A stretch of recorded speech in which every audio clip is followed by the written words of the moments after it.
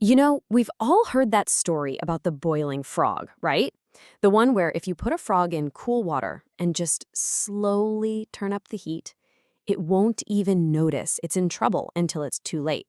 It's this classic metaphor we use for these giant, creeping crises that we face. And it really makes you wonder, doesn't it? Are we that frog? Just sitting here in this warming pot of water, getting used to a crisis that we really should be leaping out of. It's a powerful image. But what if I told you that whole idea isn't just wrong, it's actually dangerously misleading? Because, yeah, that's the thing. The boiling frog story?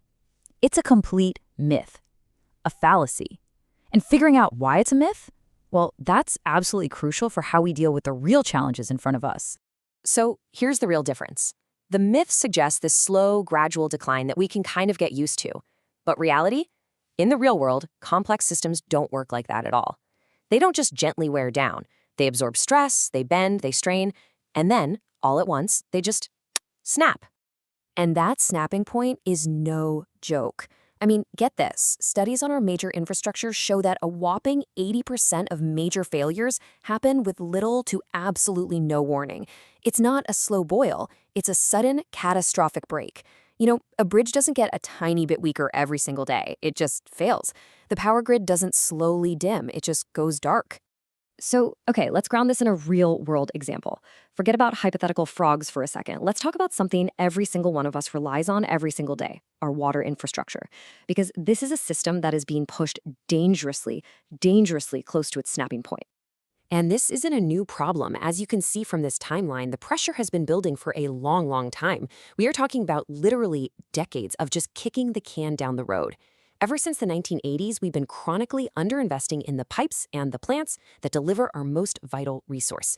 And every year we ignore it, we just add more and more stress to the whole system. And if you want to see what that stress looks like in cold, hard cash, well, here it is. This chart shows you the huge and frankly growing gap between what we need to be investing every year to keep things running safely and what we actually spend. And we're not talking a small difference here. It's a chasm.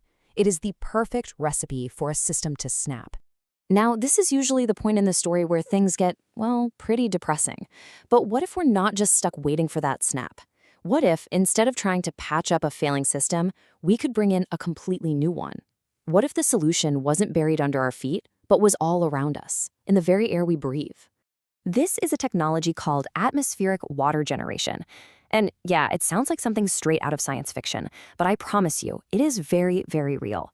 It's the science of literally harvesting fresh, clean, drinkable water right from the humidity in the air.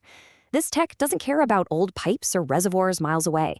It makes water right where you need it. And the way it works is actually pretty elegant.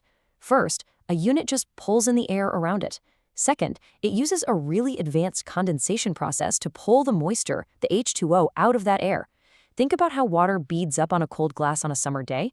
It's like that, but way more efficient. Third, that water gets pushed through a serious multi-stage filtration system to make sure it's absolutely pure. And finally, you get clean, safe drinking water. It's that simple. So look, this isn't just some cool idea cooked up in a lab. The technology is proven, it works, it's ready to scale, and it makes a really powerful argument for a whole different way of thinking, investing in innovation, not just endless repairs. And when we talk about the return on investment for something like this, we are talking about so much more than just money. I mean, look at this. The ROI covers direct economic savings for sure, but it also includes huge environmental benefits, better public health outcomes, and this is key, way more infrastructure resilience. It makes our communities stronger and less vulnerable to those sudden snapping points. But hey, even if we do just want to talk about the money, the numbers are pretty incredible. Economic models are projecting a 10-year return on investment of 300% for putting this kind of decentralized water technology in place at scale. That's not just fixing a leaky pipe, that is creating enormous value. And that really brings us to the big takeaway here. That old boiling frog story, it warns us to watch out for slow disasters. But maybe the real lesson is that we need to stop staring into the pot and start looking for the breakthroughs that let us just leap out of it entirely. So I'll leave you with this question. If we can literally pull clean water out of thin air, what other impossible problems are we just one big idea, one breakthrough away from solving?